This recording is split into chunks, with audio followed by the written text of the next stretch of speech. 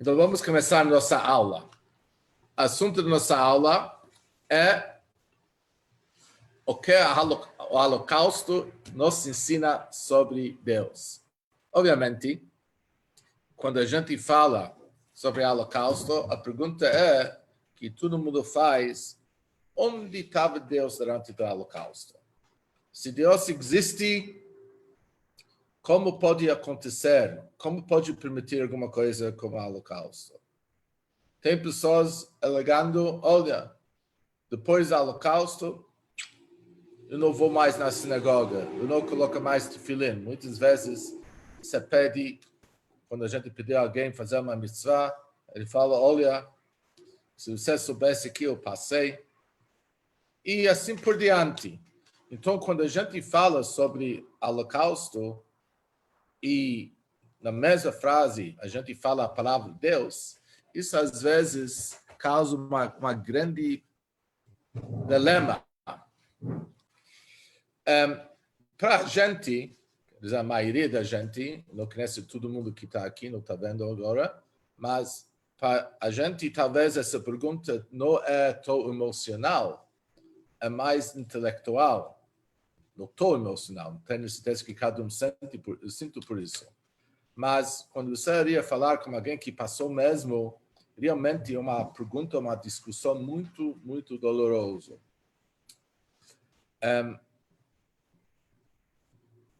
Anos atrás, eu rezava na sinagoga aqui na Pinheiros e tinha várias pessoas sobreviventes do Holocausto.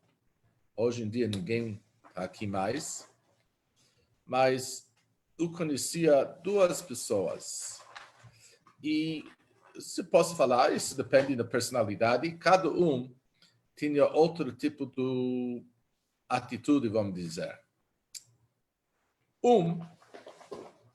De novo, eu não estou jogando, só estou falando o fato. Eu não estou julgando, estou falando o fato. Ele sempre fala: olha, Avraham, você não sabe que eu passei. Minha mãe, ele morreu, eu estava segurando ela. Fome, frio. Outra, ele chegava cada semana. Ele foi bem velho, deveria ter 90 anos. Quando ele chegava na sinagoga, ele foi um baixinho assim, ele sempre estava cantando. Sempre ele cantou. Ele chegou um pouco atrasado, sempre, muitas vezes, mas ele sempre estava cantando. Ele entrou na sinagoga assim, numa boa. E uma vez eu perguntei para ele: por que você canta tanto? É muito gostoso tocar uma conversa com essas pessoas. A gente entra no mundo deles. E ele me falou: Avraham, você não entende. Você sabe quantas vezes Deus ele me salvou durante o Holocausto? Você sabe, ele nunca me largou. E eu sei, se ele me salvou, naquela época, eu não tinha mais medo para nada, porque eu sei que ele estava comigo. E aí, se Deus está do meu lado, meu bodyguard, é meu segurança aqui, eu ando na rua feliz, seguro, não tenho nenhum problema na vida. Eu sei que ele vai cuidar de mim. São duas atitudes diferentes, mas eu precisava colocar aqui que ambos, as dois chegaram para a sinagoga. As dois. Mesmo aquele que estava feliz, mesmo que aquela pessoa que foi uma pedra no coração, tudo que ele passou no Holocausto, os dois chegaram para a sinagoga. Personalidades diferentes, você sabe, cada um é um. Eu conheci alguém, ele foi vizinho, não conheci, eu conheci, ele não está vivo, graças a Deus. É provavelmente um dos sobreviventes mais jovens do Holocausto. Porque o nome dele é Nissim Mangel. Ele foi o vizinho meu lá no Brooklyn. Eu morava de um lado da rua, ele morava do outro lado da rua. Ele mora lá. E quando perguntaram para ele Ele é um palestrante, um homem, um grande sábio, ele sabe muito, escreveu vários livros, etc. Quando perguntaram para ele onde estava Deus durante o Holocausto, ele respondeu, ele estava comigo. Ele estava comigo do meu lado. Você precisa entender, quando eu fui para Auschwitz, eu era uma criança. E, pela natureza, eu não deveria sobreviver. Ele disse, eu andava no neve, quilômetros, sem sapatos, sem nada. Eu não deveria sobreviver. E eu vou te falar mais ainda. Se alguém sobreviveu àquele março no que eles forçaram os prisioneiros andando, é chamado em inglês a Marcha da Morte, the Death March. E se alguém sobreviveu àquele março, isso foi um milagre. Pela natureza, não tinha como sobreviver. Pessoas que não comeram, fracos, magrinhos, não tinham nenhuma gordura para esquentar eles, ossos, andando quase sem roupa, naquele frio, sem sapatos, andando quilômetros por dia, durante dias, sem água. Pela natureza, ele fala, foi impossível alguém sobreviver a isso. Isso foi um milagre. Isso foi o maior milagre que ele já viu na vida. Ele sempre falava. Então, você vai perguntar para mim, onde estava Deus durante o Holocausto? Ele estava comigo, no meu lado. Ele fala que o Holocausto, bem ao contrário, fortificou a fé dele. E a verdade é a seguinte, se você fala com qualquer sobrevivente, ele não sabe explicar como ele sobreviveu. Porque pela natureza, a gente já viu as fotos, provavelmente todo mundo viu hoje algumas fotos disso. Foi impossível sobreviver isso. Impossível. Imagina, naquele frio, trabalhando, sem comida, sem roupa, impossível. Cada um que sobreviveu é um milagre. É só falar com eles. Então, se alguém pergunta para mim, onde estava Deus para o Holocausto? Para mim é fácil falar isso. Eu posso falar mais com a cabeça do que com o coração, porque graças a Deus eu não passei isso. Mas se alguém pergunta para mim onde estava Deus durante o Holocausto, eu falo, olha, como pessoas como quem eu falei sobre o Holocausto, eu sei uma coisa só. A maior prova que Deus existe é o Holocausto. Não tem outra explicação. Como o povo, como as pessoas conseguir sobreviver isso, não tem outra explicação. É um milagre. Um milagre. Aí as pessoas perguntam, então, Abraham, se é assim a verdade, isso que você está falando, então por que morreram 6 milhões? Eu falo, isso é a segunda coisa que eu aprendi do Holocausto. A primeira coisa eu aprendi que Deus ele existe. A segunda coisa que eu aprendo do Holocausto é que eu não entendo ele. Eu não entendo ele. Muitas vezes as pessoas eles confundem as duas coisas. Se você não entende por quê, isso não quer dizer que ele não existe. Eu vou ligar bem ao contrário. A maior prova que Deus existe é que o povo, judaísmo, judeus, continuaram depois do Holocausto. Isso é a maior prova que ele existe. Do outro lado, o Holocausto ele prova para a gente, se a gente tem dúvida que ele pode entender como funciona, porque ele prova que a gente não tem nenhuma noção do pensamento da mente de Deus. Eu não sei. Eu não há contradição. Sabe que ele existe com certeza. E que eu não entendo ele, isso não é... Isso como se tivesse numa contradição. Então, é importante para as pessoas dividirem na cabeça. Ele existe e eu não entendo. Já que eu não entendo, não quer dizer que ele não existe. Da mesma maneira como a gente dá um exemplo pobre, da mesma maneira que a gente não entende como o computador funciona, mas a gente usa. Você não sabe como ele funciona. Você sabe, aperta aqui, faz isso. Mas quer o mecanismo como ele funciona? E você usa isso sem entender.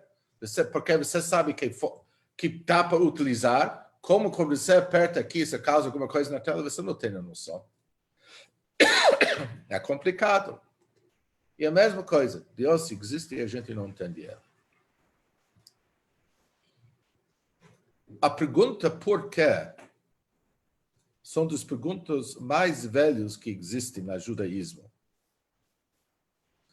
A primeira líder do nosso povo, Moshe, ele já fazia essa pergunta. Ele já fazia essa pergunta. Quando Deus falou para ele, vai para Faraó, e fala para ele a mensagem em meu nome, deixa o meu povo livre, sair do Egito. O que aconteceu em seguida? Não somente que Faraó não deixou o povo sair, bem ao contrário, a escravidão ficou mais duro ainda. Na primeira fase.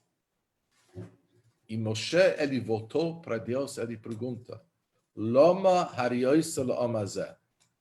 Por que você faz mal para esse povo? Quer dizer, Moshe já fez essa pergunta. Isso é uma prova que fazer a pergunta por quê não é em contradição. Isso não quer dizer talvez ele não existe. Porque Moshe ele fala diretamente para Deus por quê. Quando a gente pergunta por quê, a gente acredita perguntando por quê. Ele tinha conversa, diálogo. E ele perguntou para o chefe, na frente dele, por quê? Então, perguntar por quê não quer dizer que você está negando que ele existe. O segundo ponto que precisamos lembrar.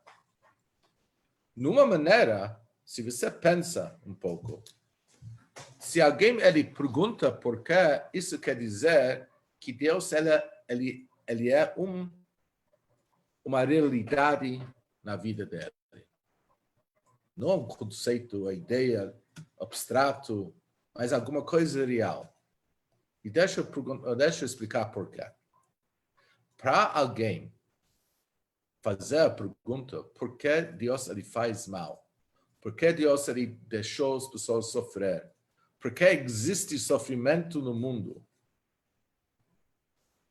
A única pessoa que tem o direito para fazer uma pergunta assim, alguém que acredita em Deus. Eu vou falar mais ainda. Ele precisa acreditar em 3 coisas, absolutamente, para fazer essa pergunta. Pelo menos 3 coisas. Primeira coisa, ele precisa acreditar, obviamente, que ele existe. Porque se não, está perguntando para quem? A segunda coisa, ele precisa acreditar que Deus é todo-poderoso. Porque se ele não é todo-poderoso, a resposta é muito simples. Porque as pessoas estão sofrendo aqui, o que Deus ele pode fazer? Ele não tem, eu não posso fazer nada. Natureza, o ser humano, eu não posso fazer nada. O que você quer de mim? Para perguntar por que Deus ele deixa as pessoas sofrer, você precisa acreditar que Deus ele sabe de tudo que acontece. Onisciente. Porque senão, não tem pergunta. Deus pode responder, como assim? Ninguém me avisou, não sabia. É verdade que tem pessoas em África que estão passando sofrimento? É verdade que nada outro lado do mundo, no campo de concentração, as pessoas estavam morrendo? Ninguém me avisou, ninguém ligou. Então, se você está fazendo a pergunta, onipotente, onisciente, porque senão não tem pergunta. E mais uma coisa que você precisa acreditar para fazer essa pergunta, numa maneira absoluta, é que ele é benevolente. Que ele quer fazer bem para a gente. Porque se não, qual é a pergunta? É verdade, Deus existe. E ele é onipotente, ele é onisciente. Mas ele gosta de ver pessoas sofrendo. Qual é a pergunta? Não tem pergunta. Então, para fazer a pergunta por que as pessoas estão sofrendo, entre as linhas, você está afirmando que você acredita que Deus existe, que ele é onipotente, que ele é onisciente e benevolente. Porque se não tem pergunta. E já que a gente não tem a resposta, isso não desprova nada. Porque realmente a gente não conseguir entender ele. Entre as conversas que Moshe ele tinha com Deus, ele tinha uma conversa seguinte. Quando eu vou para o povo, eu vou falar para eles que Deus ele me mandou para tirar vocês do Egito. E Moshe ele fala para Deus o seguinte, e se eles vão perguntar para mim qual é o teu nome, o que eu devo responder para eles? Então, uma vez, numa Fabrengen, nos anos 80, muitos anos atrás, o Rebbe, ele falou sobre essa passagem. Hoje ele fala para Deus o seguinte, se eu vou para o povo, eu vou falar que Deus falou para mim que chegou o momento que vou tirar vocês do Egito. E eles vão perguntar para mim qual é o teu nome, o que eu devo responder para eles. Então, o Rebbe faz várias perguntas, mas a parte principal que o Rebbe perguntou é o seguinte, você vai avisar para o povo que chega o momento de sair do Egito, o momento de Éxodos, eles vão começar a perguntar, como é Deus ele se chama? E Moshe não sabe o que responder para eles. Moshe não sabia o nome de Deus. Está escrito na Torá em vários lugares. Moshe não sabe responder? Pega um dos nomes que está escrito na Torá. Então, a Rebbe pergunta, qual foi a conversa aqui? Qual foi vamos dizer, a problema de Moshe? Que ele pensou que a única coisa que eles vão perguntar para ele é como ele se chama. E a Rebbe deu uma resposta bem emocionante e bem comprido. Mas resumido que a Rebbe falou o seguinte, os judeus estavam no Egito mais de 200 anos. E eles estavam passando sofrimento. E vamos lembrar, isso foi a primeira vez que o povo passou no exílio. Todo mundo sabe que a primeira vez é o maior choque. Dói mais. Infelizmente, a gente já tem história, a gente já sabe ouvir histórias, quer dizer, antissemitismo não é alguma coisa nova, mas isso foi o primeiro episódio que os judeus foram literalmente escravizados e com aflições, tortura, etc. No Egito, bateram os judeus, mataram os judeus. A gente sabe que está escrito no Medrash, se eles não conseguirem terminar a cota do tijolo que eles deveriam fabricar naquele dia, o que eles fizeram? Eles pegaram uma criança e colocaram ele na parede para tampar aquele que estava faltando. A Medrash ele fala que Faraó ele tinha uma doença de pele e os médicos falaram para ele que o único remédio que pode ajudar ele se ele vai tomar banho do sangue 2 vezes por dia. E a Medrash ele fala de onde ele conseguiu esse sangue, ele pegava as crianças, os filhos judeus. E a Rebbe falava isso, é impossível esquecer, porque foi um momento muito forte.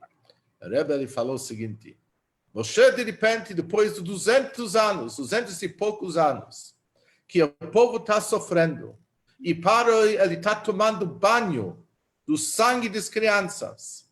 Ele estava colocando as crianças na paredes, jogando essas crianças dentro do mar, matando e batendo, torturando os judeus que estavam trabalhando. De repente, Deus lhe fala, olha, eu ouvi o sofrimento e eu chegou para tirar vocês do Egito. Então, Moshe ele fala, eles vão perguntar para mim, que tipo de Deus é essa? Como se chama um Deus assim?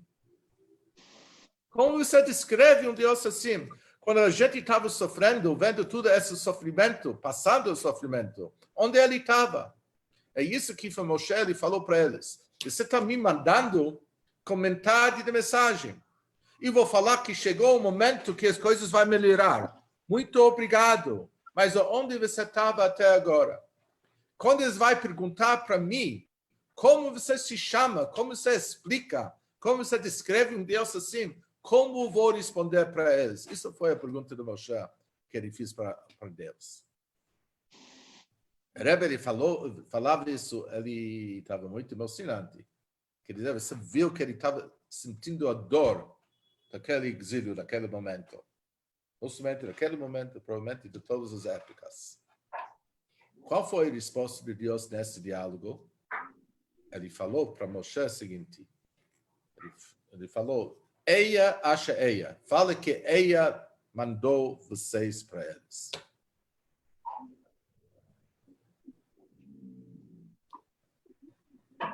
E conforme a explicação que o Rebbe falou, que Deus ele fala para ele o seguinte, olha, explicar para você não tem como.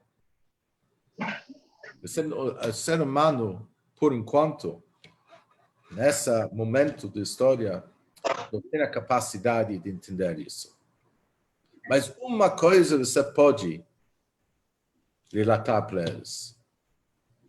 Fala que Eia quer dizer, eu estava com vocês e eu vou ser com vocês no teu sofrimento. Fala que aquele Deus que sentiu teu sofrimento te mandou. Em outras palavras, isso não foi uma explicação, isso não foi entendimento, mas isso foi empatia. Deus lhe fala o seguinte, não pensa que eu tenho meus planos. Eu estou lá em cima no palácio celestial. E estou orquestrando esses planos aqui no mundo. E porque eu tenho um objetivo. Tenho um motivo. Mas eu não estou sentindo, estou indiferente do que está acontecendo. Ele fala para eles que isso não é verdade. Que esse grande Deus, que está em cima do nosso entendimento, em cima da nossa existência, ele se vestiu e ele está junto com vocês, sentindo o teu sofrimento. Uma grande coisa isso. É uma coisa fenomenal. Deus ele fala que ele se colocou numa situação que não somente ele entende, mas ele sente, ele está do nosso lado, e quando dói para você, dói para ele.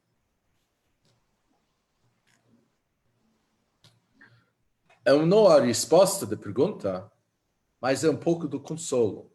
Você sabe que você não está aqui sozinho. Você sabe que você não está aqui sozinho.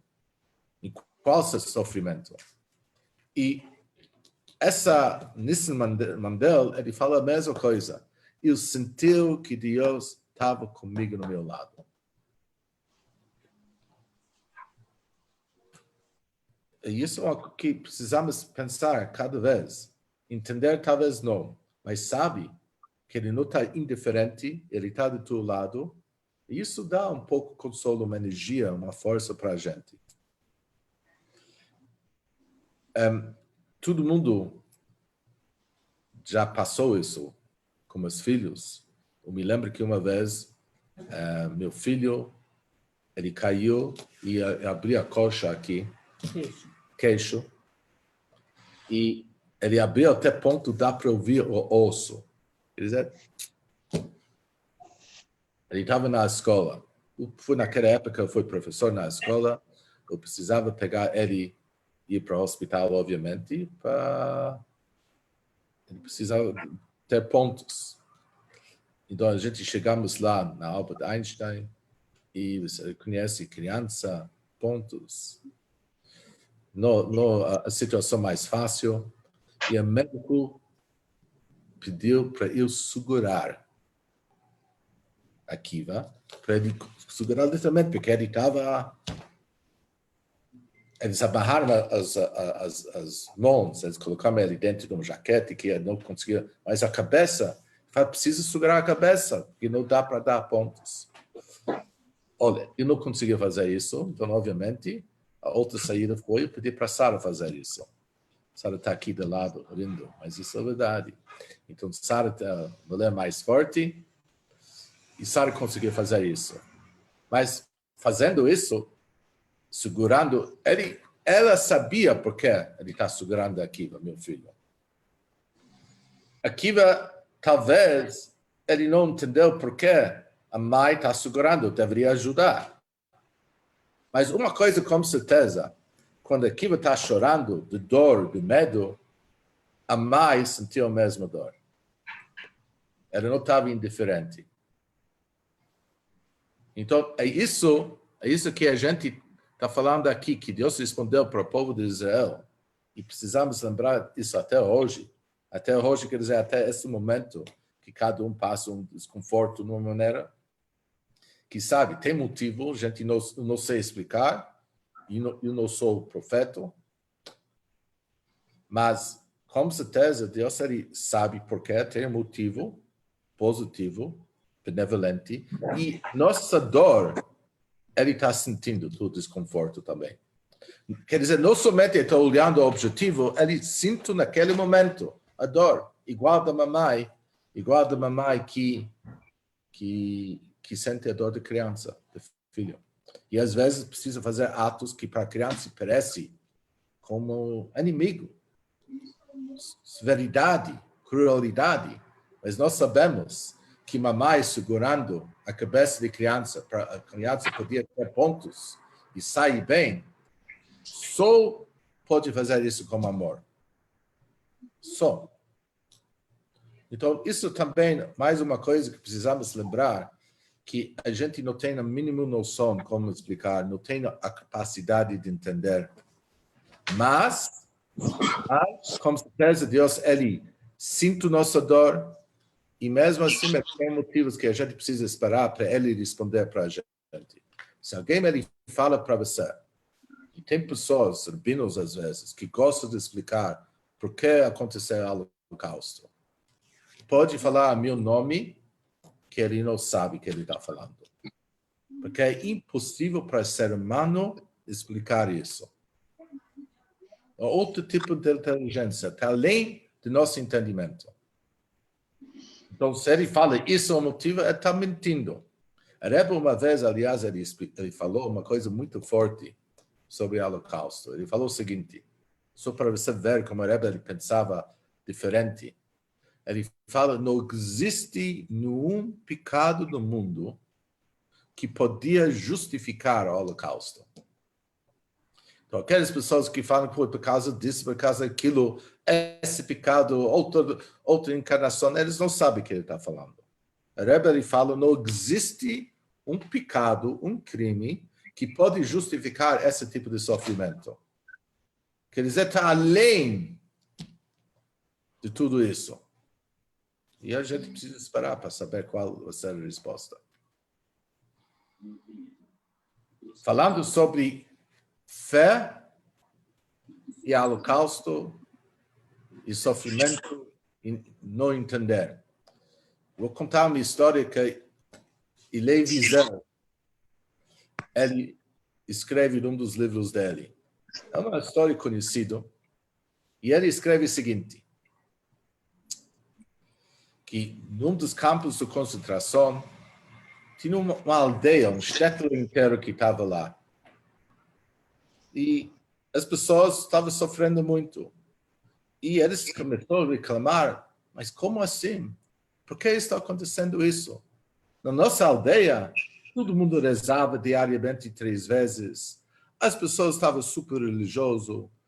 tinha respeito para a sinagoga, ninguém falava na sinagoga, não existia ódio, cada uma amava a outra, que ele tinha problema, quando alguém ele tinha problema, todo mundo estava lá para ajudar. Tinha muito de tzedakah, caridade, bondade, amizade, velocidade. Por que está acontecendo isso com a gente? Quem justifica isso? Eles estavam reclamando tanto que eles decidiram para fazer um din Torah. Você sabe o que é din Torah? Din Torah quer dizer que você faz um tribunal rabínico. Então eles decidiram, olha, as pessoas do Shtetl têm uma reclamação contra Deus, vamos fazer um din Torah com Deus.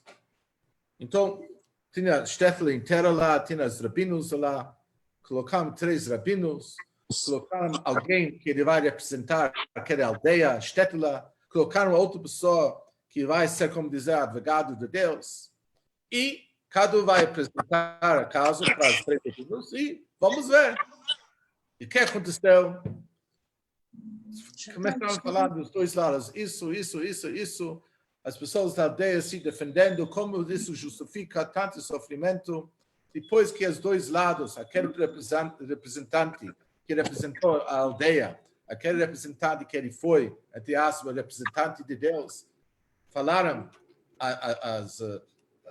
os argumentos, os 3 rabinos se retiraram para chegar a uma conclusão. Os 3 rabinos voltaram. A cidade e a aldeia inteira estavam lá para ouvir qual foi a decisão. E os 3 rabinos falaram, olha, pelo nosso entendimento, Deus é culpado. Ele não tem como justificar isso. Pode imaginar o que aconteceu lá. Todo mundo começa a fazer rodinhas. Se ouvir, falando que Deus não tem como justificar. Todo mundo está falando. Isso foi a conversa. As rabinos falaram que não tem como justificar. Deus não tem como justificar fazer isso. De repente, alguém ele bate na mesa. Ele fala, gente, vamos parar de falar. Chegou a hora de rezar mincha. Isso é uma capacidade do judeu.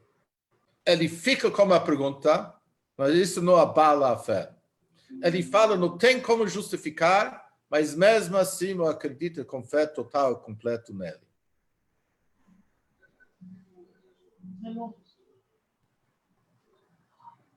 Sim. Quem quer fazer a pergunta? Não, ok. Ok. Então, qual deveria ser a atitude do judeu? Já entendemos que o judeu ele pode viver com 2 coisas. Fé absoluta e completa que ele existe. Entender profundamente, dolorosamente, emocionalmente, que ele não entende e nem vai conseguir entender. E não é em contradição, como eu expliquei, que é óbvio que não é contradição. Mas como deveria ser nossa reação? A primeira coisa, não é nosso dever para justificar o holocausto. Às vezes tem pessoas religiosas, rabinos, que eles precisam, de uma maneira, justificar. Não. Deus não quer que a gente justifique. Você sabe por quê? Porque no momento que você justifica, você aceita sofrimento. E Deus ele não quer que o ser humano ele aceite o sofrimento do outro ser humano. Ele não quer que a gente aguente isso. No momento que você justifica, você aguenta. E não é nosso papel de justificar e aguentar o sofrimento, especialmente dos outros. Uma vez perguntaram para Baal Shem Tov. A Baal Shem Tov, uma das coisas que a Baal Shem Tov ensina para a gente foi que cada coisa que nós ouvimos, aprendemos, qualquer conceito, precisamos usar esse conceito de uma maneira ou outra para servir nosso Criador. Porque se tudo acontece através da providência divina, e Deus em mim ficou sabendo desse conceito, a maioria dos conceitos sobre a sabedoria do mundo, o que acontece no mundo, o que acontece de mim, atrás de mim, eu não fico sabendo. Se por acaso você ficou sabendo, tem uma lição que você deveria aprender disso. Providência divina. Deus lhe deixou você ficar sabendo, ciente disso. Então, isso foi a ideia que bastante ele sempre falava. Então, tinha lá um aluno esperto, e ele pergunta para o Baal Shem Tov como ele vai pegar. Verdade? E qualquer coisa que nós percebemos, aprendemos no mundo, precisamos usar isso para servir Deus. Um ateu. Ateu. Todo mundo sabe o que quer dizer ateu? Porque a gente está sabendo do conceito de ateu. Como você pode usar isso para servir no teu Criador? E o Baal Shem Tov olhou para ele e respondeu o seguinte: quando você está vendo que tem outro ser humano que está sofrendo, você precisa reagir como se fosse um ateu. É profundo isso. Você precisa reagir para a pessoa como você é a única ser que pode ajudar a pessoa. Não deveria falar, olha, Deus vai te ajudar. Deus, ele sabe o que ele está fazendo. Provavelmente tem motivo porque você está sofrendo. Ele diz, não. Naquele momento, quando você está vendo que outra pessoa está sofrendo, Deus, ele quer que você reage como você é um ateu e você precisa resolver. Nada mais vai resolver.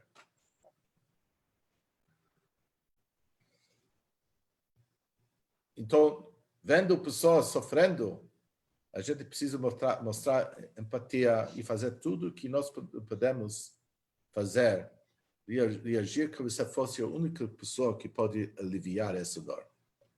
Falar para ele, Deus, ele sabe, provavelmente você está sofrendo, provavelmente você merece. Você pecou. Não é isso que Deus ele quer da gente. Você faz o teu papel e ele vai fazer o papel dele. Tudo isso que a gente está falando é para nós. Você com o próprio sofrimento, tuas próprias aflições. Mas, em ação da outra, você vai lá, precisa fazer tudo e não aceita. Então, no momento que a pessoa vai justificando porque existe sofrimento, você sabe o que acontece com uma pessoa assim? Ele vira uma pessoa cruel. Cruel. Porque você aguenta o sofrimento da outra pessoa. Então, é melhor de uma maneira que a gente fica, por enquanto, que existe sofrimento como a pergunta, aí a gente não aceita e fazer tudo para aliviar isso. Porque a gente entender e a gente aceita isso. Então, a gente vira uma pessoa cruel, realmente uma pessoa cruel. Então, isso é a última mensagem que eu queria falar para vocês hoje sobre esse assunto. Em hebraico, existem duas palavras parecidas, mas diferentes. Existe a palavra lama. Lama quer dizer porquê. O porquê, na verdade, é melhor para a gente ficar com uma pergunta e não tentar responder isso. Deixa bom Deus responder isso. Lama, por quê? Eu não sei. A única coisa que eu posso perguntar é lema, para quê? Para quê? O que eu devo fazer agora? O porquê quer dizer de uma maneira passiva. Você está esperando uma resposta. Por quê? Para quê? Isso quer dizer o que eu devo fazer nessa situação. Então, isso é a mensagem que nós precisamos sair quando a gente sai do dia que a gente está lembrando do Holocausto. É não para lembrar do passado, não para a gente ficar triste. Isso quer dizer, isso não é o nosso objetivo. O objetivo é para a gente fazer a pergunta para a gente, para si mesmo. Agora, o que o deve fazer. Nessa situação, que eu fico sabendo disso, para quê? Para eu faz tal coisa. Só para terminar com mais uma história que aconteceu com a Rebbe, para fechar isso, nesse mesmo assunto. A Rebbe, ele assumiu a liderança, foi no ano 1950. 51, oficialmente 51, mas imediatamente a Rebbe aceitou de uma maneira a liderança do movimento Chabad quando o sogro dele faleceu. Alguns anos depois, quer dizer, isso foi relativamente logo depois do Holocausto, chegaram para ele delegacia, representantes dos rabinos, e queria que a Rebbe apoie um novo costume. Qual foi o costume? Eles falam, olha, está chegando a festa de Pesach. Queremos que na festa de Pesach, cada ele deixa uma cadeira vazio para lembrar que está faltando. Que tem judeus que estão faltando, tem 6 milhões que está faltando. E eles acham, olha, uma coisa bonita, não?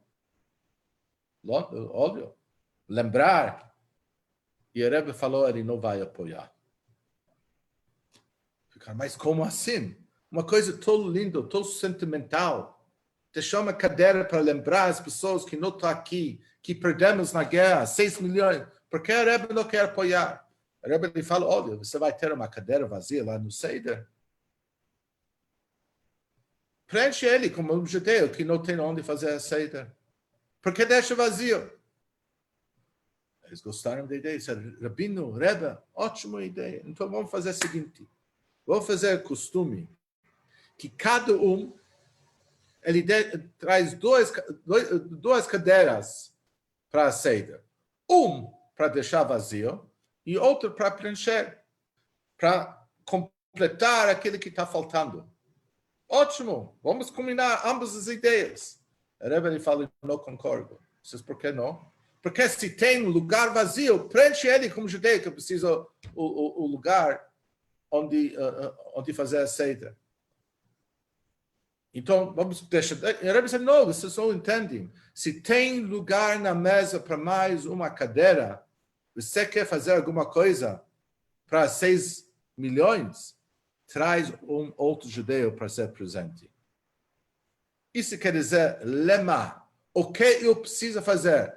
Fica passivo lembrando o passado só para lembrar, isso não é uma mitzvah.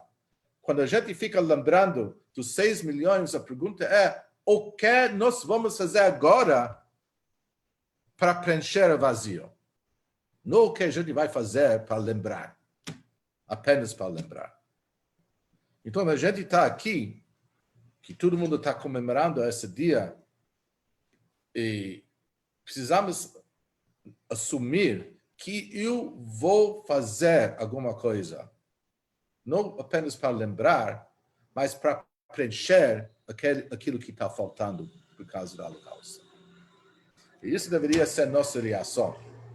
De qualquer maneira, para a gente logo tem momentos felizes, memórias felizes, que toda essa nossa história dolorosa, de todo o sofrimento, até desse momento que as pessoas estão passando esse desconforto, daqui um pouco, tudo isso vai ser apenas um sonho. Nós vamos acordar desse pesadelo, e nós vamos acordar e ver a luz do Mashiach, a grande salvação para o mundo. A gente vai falar isso como uma lenda do passado, literalmente, memória distante, porque Deus ele vai trazer a era messiânica e vai aliviar e curar todo o nosso sofrimento logo, se Deus quiser.